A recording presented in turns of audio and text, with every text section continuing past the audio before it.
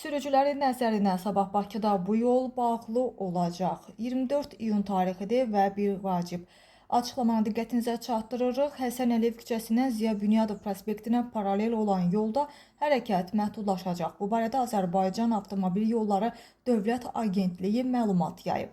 Məlumatda bildirilir ki, Həsən Əliyev küçəsindən Ziya Bünyadov prospektinə paralel olaraq metronun Koroğlu stansiyasına qədər yeni avtomobil yolunun tikintisi və istismara verilməsi işləri ilə əlaqədar 26 iyun saat 00:00-dan etibarən Ələsgər Qayıbov küçəsində nəqliyyat vasitələrinin hərəkəti mərhələli şəkildə məhdudlaşdırılacaq. Hərəkətin məhdudlaşdırılması aparılan işlər bitənədək qüvvədə olacaq.